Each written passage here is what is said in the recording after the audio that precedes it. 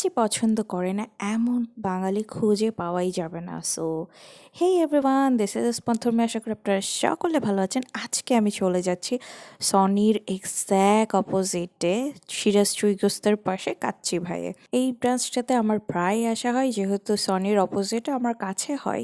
বরাবরই এখানে ঢোকার পরে যেই ভাইবসটা পাওয়া যায়, যে সিট নাই, তো আমি এখানে একটু সেলফি টেলফি তুলে ভেতরে যাই সিট খুঁজতে।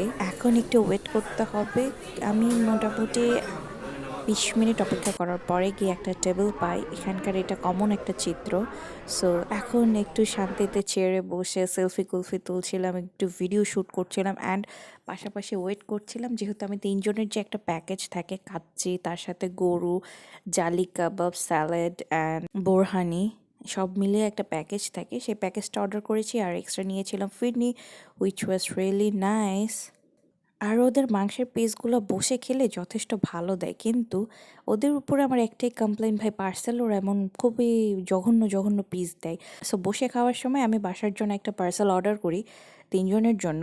ইভেন আমি বারবার বলে দিয়েছি যেন আমার পিস কোনোভাবেই খারাপ, জাস্ট হাড্ডি এরকম না পড়ে।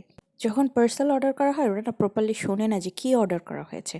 আমি অর্ডার করেছিলাম পুরো 3 জনের যে গরু টরু সহ কম্বো আছে সেটা।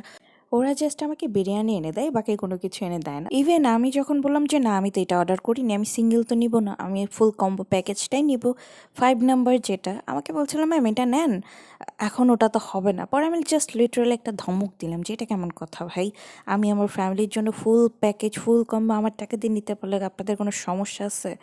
এটা তো কোনো রুলসের মধ্যে পড়ে না। সো যাই হোক, এরপরে গিয়ে তারা আবার রিপ্যাক করে নিয়ে এসে দেন আমাকে ফুল আইটেম কমপ্লিট করে দেয়। ডাইনিং সার্ভিস ভালো হলে পাশাপাশি পার্সেল সার্ভিসটাও ওদের একটু ওদের বেটার সকল করা অনীহা উচিত। পার্সেলের সময় কেন ভাই, আমরা কি আমাদের পরিবারকে বাজে খাওয়াবো?